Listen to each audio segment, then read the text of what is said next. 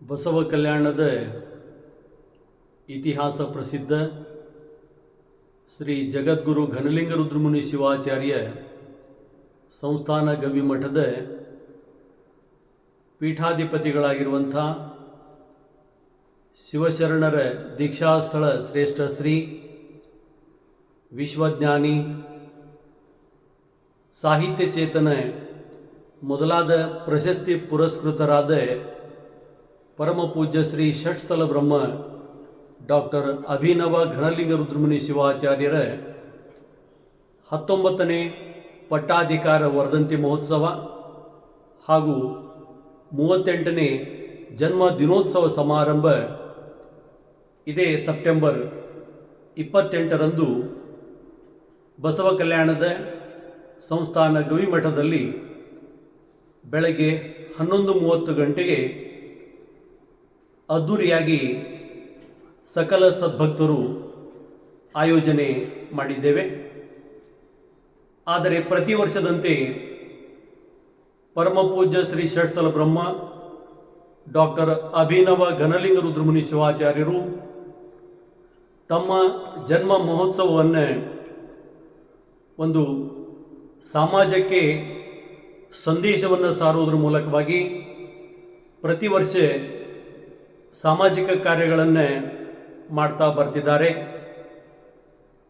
ಅವುಗಳಂತೆ ಈ ವರ್ಷ ಈ ಜನ್ಮ ದಿನೋತ್ಸವದ ಅಂಗವಾಗಿ ಒಂದು ದಿವಸ ಮುಂಚೆ ಅಂದರೆ ದಿನಾಂಕ 27 ಸೆಪ್ಟೆಂಬರ್ 2024 ಬೆಳಗ್ಗೆ 10 ಗಂಟೆಗೆ ನಗರದ ಮಹಾತ್ಮ ಗಾಂಧೀಜಿ ವೃತ್ತದಿಂದ ತ್ರಿಪುರಾಂತದ ಶ್ರೀ ಮಡಿವಾಳ ಮಾಚಿದೇವ ವೃತ್ತದವರೆಗೆ ಪ್ಲಾಸ್ಟಿಕ್ ಮುಕ್ತ ಸಮಾಜ ಅನ್ನುವಂಥ ಒಂದು ಸಂದೇಶವನ್ನು ಇಟ್ಟುಕೊಂಡು ಪಾದಯಾತ್ರೆಯನ್ನು ಹಮ್ಮಿಕೊಂಡಿದ್ದಾರೆ.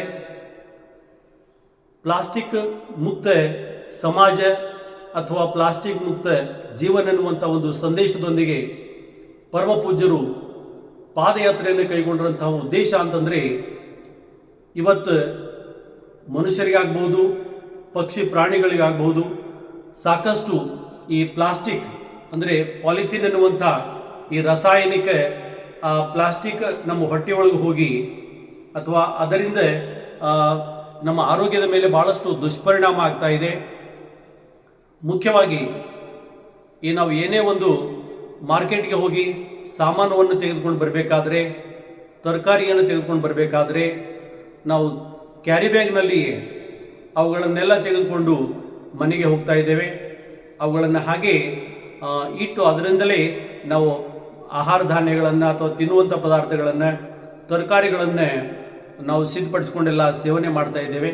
ಹೀಗಾಗಿ ಅದು ನಮ್ಮ ಹೊಟ್ಟೆಯೊಳಗೆ ಹೋಗಿ ಆ ರಾಸಾಯನಿಕದಿಂದಾಗಿ ನಮ್ಮ ಆರೋಗ್ಯದ ಮೇಲೆ ಅದು ದುಷ್ಪರಿಣಾಮವನ್ನು ಮಾಡ್ತಾ ಇದೆ.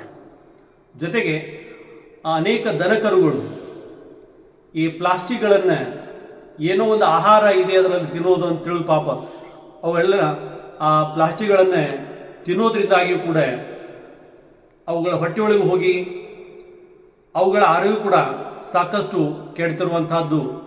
ಅದರಾಗಿ ಮುಖ್ಯವಾಗಿ ಕ್ಯಾನ್ಸರ್ ಅನ್ನುವಂಥದ್ದಕ್ಕೆ ಈ ಪ್ಲಾಸ್ಟಿಕ್ ಈ ಒಂದು ಪ್ಲಾಸ್ಟಿಕ್ ಆರೋಗ್ಯದ ಮೇಲಿನ ಈ ದುಷ್ಪರಿಣಾಮ ಬಹಳಷ್ಟು ಕಾರಣ ಆಗ್ತಾ ಇದೆ ಅಂಥೇಳಿ ಅನೇಕ ವೈದ್ಯರು ಕೂಡ ಇತ್ತೀಚೆಗೆ ಅದನ್ನು ಹೇಳಿದ್ದು ಕೂಡ ನಿಜ ಇದೆ. ಹೀಗಾಗಿ ನಮ್ಮೆಲ್ಲರ ಆರೋಗ್ಯವನ್ನು ಕಾಪಾಡಿಕೊಳ್ಳುವ ಉದ್ದೇಶದಿಂದ ಪರಮ ಪೂಜ್ಯರು ಈ ಪ್ಲಾಸ್ಟಿಕ್ ಮುಕ್ತ ಸಮಾಜ ಅನ್ನುವಂಥ ಪಾದಯಾತ್ರೆಯನ್ನು ಹಮ್ಮಿಕೊಂಡಿದ್ದಾರೆ.